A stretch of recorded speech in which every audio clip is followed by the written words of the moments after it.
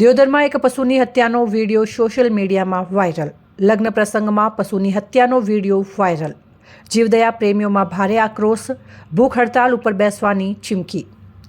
બનાસકાંઠા જિલ્લાના દિયોદરમાં લગ્ન પ્રસંગમાં એક જીવની હત્યા કરતો એક વિડીયો વાયરલ થયો છે। આ વિડીયોમાં એક પશુની હત્યા કરવામાં આવી રહી છે, ત્યારે આ પશુની હત્યાને લઈને દિયોદરના જીવદયા પ્રેમીઓમાં ભારે આક્રોશ જોવા મળી રહ્યો છે। આપને એ પણ જણાવી દઈએ કે આ વ્યક્તિ બહારનો છે અને બહારનો વ્યક્તિ આવીને આ પ્રકારનું કાર્ય કરી રહ્યો છે, ત્યારે જીવદયા પ્રેમીઓનું ખૂબ જ મન દુભાયું છે અને કાયદેસરની કાર્યવાહી કરવાની માંગ કરી રહ્યા છે।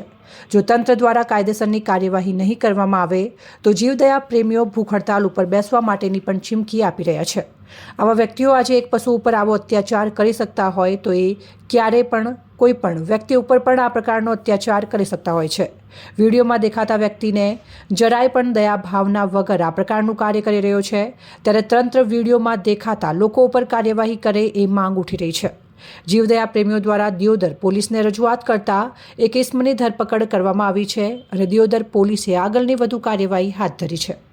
ખરેખર આજે જે દ્રશ્ય જોઈ અને ખબર જીવદયા પ્રેમી આમ તો તાલુકામાં તમામ લોકો જીવદયા પ્રેમી છે।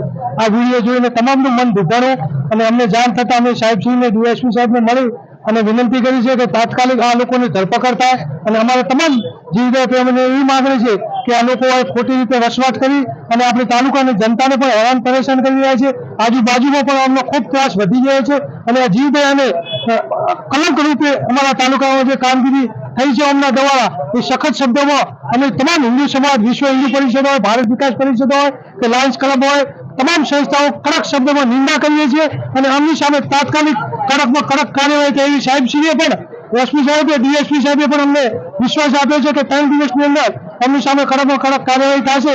તમે શાંતિ રાખો, જો 3 દિવસની અંદર કાર્યવાહી નહીં કરવામાં આવે તો આગળના અમે જીવદયા પ્રેમી બધા મળી અને આગળની કાર્યવાહી શું કરવી એની વિચારણા હેઠળ છીએ। કદાચ અમારે ભૂખ હડતાલ ઉપર બેસવું પડે, લડવું પડે તો લડવા માટે પણ અમારો જીવદયા પ્રેમી તમામ સંગઠનો સાથે છે। એટલે આજે અમે આવેદન નિવેદન સાથે કહીએ છીએ કે તાત્કાલિક પગલાં લે અને કડકમાં કડક સજા થાય એવી મારી વિનંતી છે। અહેવાલ ગોપાલ કે પુજારા, સંબંધ ભારત ન્યૂઝ, ભાપર, બનાસકાંઠા।